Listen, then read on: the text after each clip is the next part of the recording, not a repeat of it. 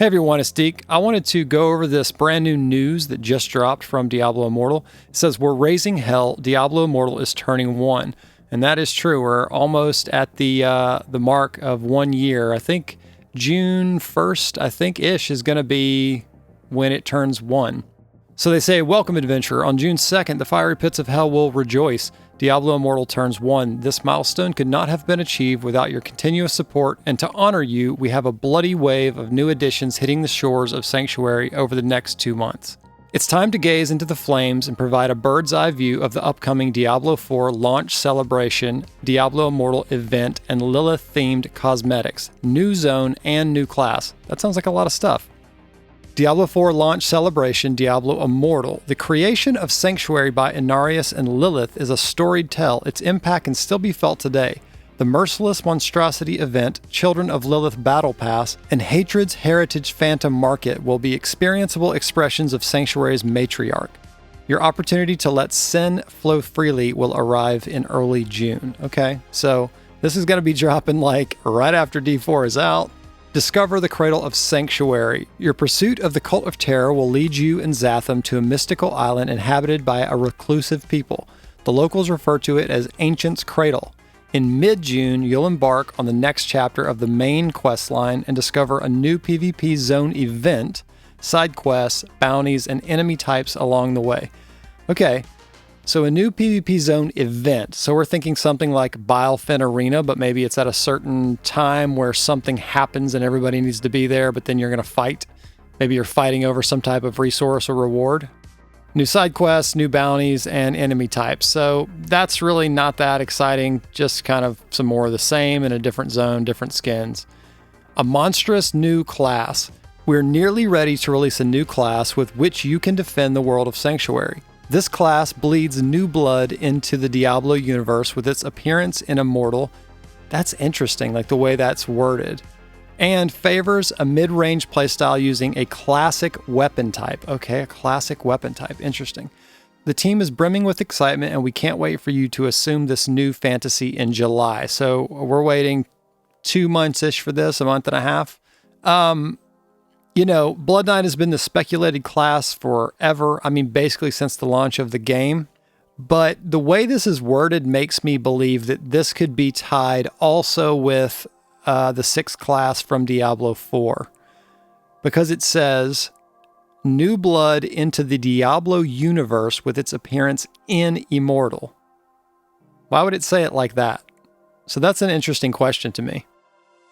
Looking forward, thank you for reading through a small slice of what we have in store for Diablo Immortal over the next 2 months. We'll provide more detail on each item mentioned as they are revealed in future content and major updates. We'll see you in Sanctuary, the Diablo Immortal team. Okay, so this is pretty interesting that we're getting this big drop of content coming right at the launch of D4. So it's interesting to see, are they really trying to retain players through that transition of Diablo IV? One thing I'm not very excited about is this Hatred's Heritage Phantom Market. So we all know what that is. That's where they want you to pay $200 to get a skin that you can put on all your characters. Those things really bum me out because the skins are really great. Like the art is amazing. They're really cool. It's awesome. You can put them on any class, but they're so expensive. I mean, you have to be insanely lucky to win one of these with just a few orbs.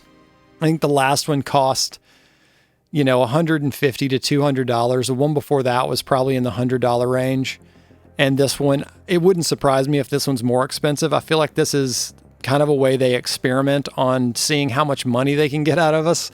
Like, let's raise the prices. Let's make it more and more orbs and see how much people will actually pay to get these things.